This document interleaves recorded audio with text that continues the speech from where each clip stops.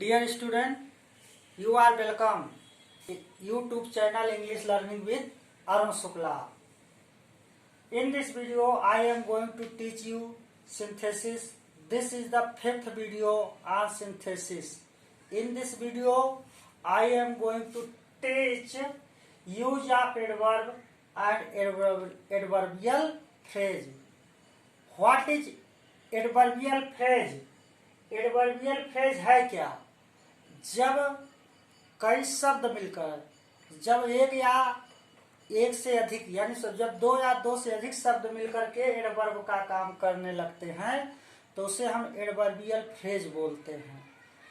ठीक है, अभी एग्जाम्पल मिलेगा तो मैं आप लोगों को क्लियर करता हूं.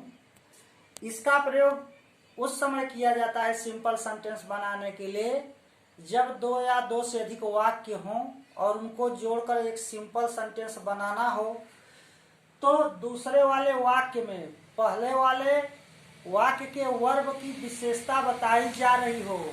उस कंडीशन में हम लोग एडवर्ब या एडवर्बियल फ्रेज का प्रयोग करते हैं. प्रायः एडवर्ब बनाने के लिए हम आगे एलवाई शब्द जोड़ देते हैं. जैसे देखिए, ही वेंट टू कॉलेज, वह कॉलेज गया. ही वाज पंचुअल, वह पंचुअल था यानी नियमित था. तो पंचुअली माने होता है नियमित रूप से. ठीक है, यानी सॉरी पंचुअल का मतलब वह नियमित रूप से करेक्ट समय पर वह कॉलेज गया. तो ही वेंट टू कॉलेज, वह कॉलेज जाता था. ही वाज पंचुअल, सही समय पर कॉलेज जाता था. तो ही वेंट टू कॉलेज पंचुअली, वह करेक्ट समय पर कॉलेज जाता था. Clear? I finish the work, मैंने कार्य समाप्त किया.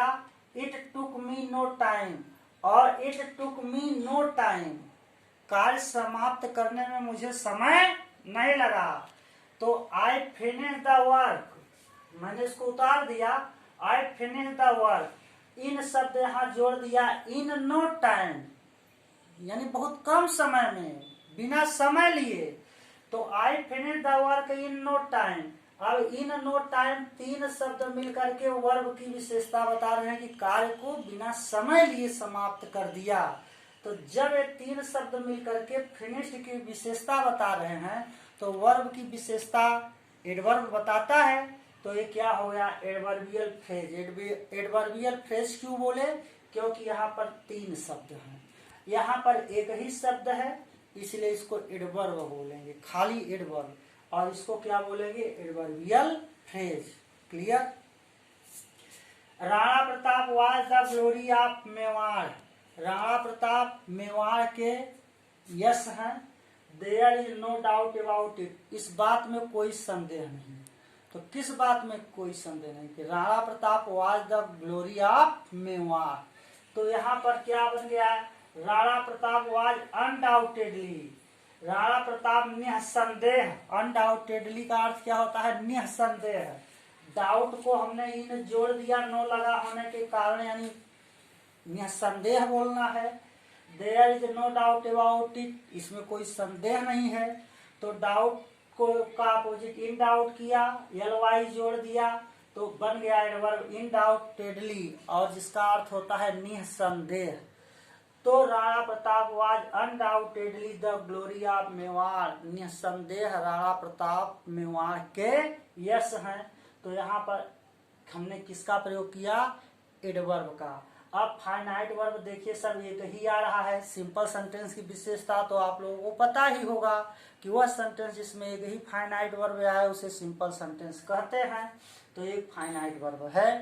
अब देखिए fourth, the student read the book, विद्यार्थी ने किताब को पढ़ा. ही रेड इट इन हरी, उसने किताब को जल्दी में पढ़ा. तो इसका मतलब स्टूडेंट ने किताब को कैसे पढ़ा? जल्दी में. तो the student read the book हरीडली बन गया. अगला देखिए, the tree was cut down, पेड़ को काटा गया. काटने की प्रक्रिया कैसे थी? The cutting down was slow, यानी काटने की प्रक्रिया धीरे थी. तो पेड़ को धीरे धीरे काट के गिरा दिया गया.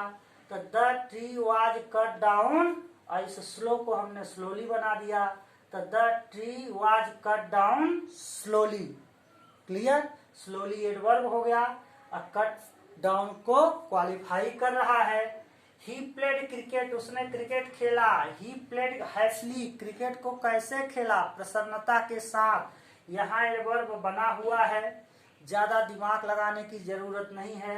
ही प्लेड क्रिकेट हैप्पीली, उसने प्रसन्नता से क्रिकेट खेला, प्रसन्नता पूर्वक खेला। He did his work, he was not careful about it, उसने अपना काम किया लेकिन काम में वह ज्यादा केयरफुल नहीं था। तो केयरफुल का अपोजिट वर्ड हो गया केयरलेस। अब केयरलेस में LY लगा दें। तो he did his work carelessly, उसने अपना कार्य लापरवाही से किया। केयरलेसली माने लापरवाही। यहाँ यही बताया जा रहा है कि he was not careful about it, कार्य के प्रति वह केयरफुल नहीं था। इसका मतलब उसने कार्य को केयरलेसली किया। The sunset, the boy had not completed the work, सूर्य छिप गया लेकिन लड़कों ने कार्य समाप्त नहीं कर चुके थे। तो सूर्य छिपने तक लड़कों ने कार्य समाप्त नहीं किया। तो the boy had not completed the work by sunset. अब बाय सनसेट, तो यहाँ भी ये क्या बन गया, दो शब्द मिलकर एडवर्ब की बात कर रहे हैं। तो जब दो शब्द मिलकर के वर्ब को क्वालिफाई कर रहे हैं तो इसको हम क्या बोल देंगे, एडवर्बियल फ्रेज। तो जो हमने बताया कि रूल है यूज ऑफ एडवर्ब या एडवर्बियल फ्रेज। तो एडवर्ब, बाकी सब एडवर्ब का प्रयोग किए, यहाँ दो जगह हमने इन नो टाइम और बाय सनसेट, दो क्या है एडवर्बियल फ्रेज। तो इनका प्रयोग करके हम सिंपल सेंटेंस बनाए।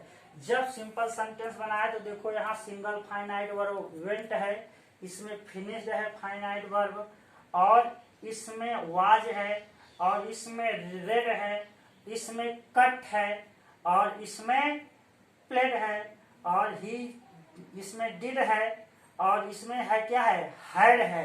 ये फाइनाइट वर्ब है, एक ही फाइनाइट वर्ब आ रहा है, इसलिए क्या है सिंपल सेंटेंस।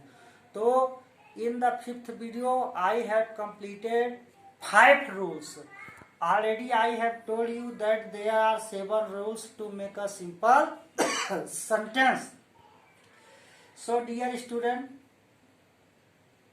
pay attention कि 7 रूल हैं, मैंने 5 रूल बता दिया है, 2 रूल अभी बाकी है। 2 रूल कौन कौन से बाकी है, use of preposition before gerund और नाउन, और एक रूल बाकी है यूज ऑफ एडजेक्टिव का। उसके बाद हम लोग कॉम्प्लेक्स सेंटेंस देखेंगे। यह सारे के सारे जो क्वेश्चन हैं ये परीक्षा में आते हैं। टीजीटी टेट परीक्षा जो टेट इंग्लिश में देता है या जो टीजीटी की परीक्षा देता है वहां पर सेंटेंस पूछ लिया जाता है और पूछा जाता है कि सिंपल है कि कॉम्प्लेक्स है कि कंपाउंड है। तो टेट, टीजीटी और जो आपका होता है कोई भी अगर वनडे एग्जाम देते हैं जहां पर इंग्लिश पूछा जाता है उसमें ये सारे प्रश्न पूछे जाते हैं। एसएससी वगैरह के एग्जाम में, सीजीएल वगैरह के एग्जाम में कि ये सेंटेंस सिंपल है कि कॉम्प्लेक्स है कि कंपाउंड है। तो अगर आपको ये क्लियर रहेगा तो आप बड़े आसानी से आंसर दे सकते हैं। अगर मेरा यह वीडियो आप लोगों को पसंद आया है तो इसको लाइक, शेयर और सब्सक्राइब करना न भूलें। Thank you.